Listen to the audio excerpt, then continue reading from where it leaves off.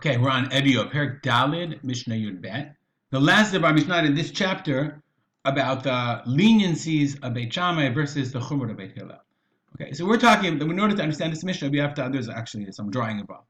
It says, Achsadra, let's say you have a balcony or a portico, like with the columns and it has a roof on the top. Shenistika tikrata, so its roof had a sedek, it became split. Okay, and it became divided into. And you have kelim on one side and tum on another. So I made a rudimentary, drawing.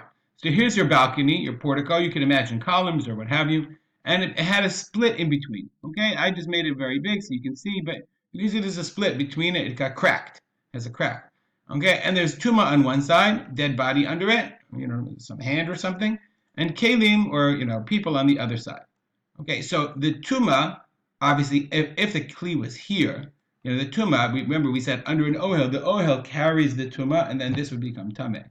But because there's a break here, so the tuma cannot pass under here, and therefore the tuma, the kelim over here, remain tahor. If you can walk under this side, and you remain tahor. Why? Sha'avir hasedek mafsik, because the air of the crack interrupts. V'garem she'ena tuma over l'tzad sheni, causes the tuma cannot pass from one side to the other. Now the Kahati adds another point. He says, look, if you had a beam here that just on the floor, that wouldn't do anything. Okay, that would still the tuma would continue to go up. But on the other hand, let's say you had what's called a poteach tefach. You had an area, a chalal, an area that was open to a tefach.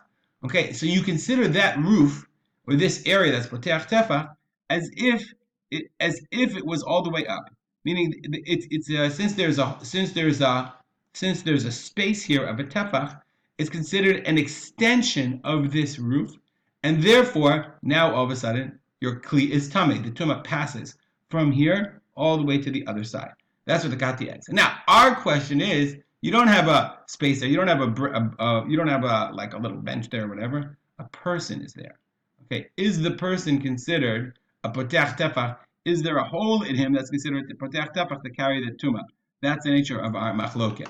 Mishnah says, Adam shu natun tachat hasedek. If a person is placed under the sedek, under the crack, Beit Shammai omim einu mevi tatuma. Beit Shammai says, no, of course he doesn't bring the tuma. It's like a beam. He's lying on the ground.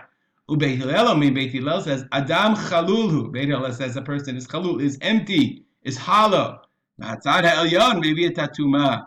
Okay, so even though, yes, he's lying on the ground, okay, nonetheless, there's some air in there. You breathe, your lungs, he's empty. So therefore, there is a potech tefach to the top of him. You have to look at him as if he's like that bench over there. So there's a potech tefach, and therefore, the top of him transfers and carries the tuma from one side to the other. Even though his guts are in him, the space in his guf, in his body, is considered open at tefach, and therefore it is mevi tuma from one side to the other. Now, I really don't know how it works physiologically. Hard to imagine we have a tefach inside of us that's actually open space. That's the way Beit Hillel understood the halacha. I really don't know who we pass like. But we'll stop here nonetheless and dedicate our learning to the memory of my father, Rav Simcha ben Yitzchak Kalman. Have a good day.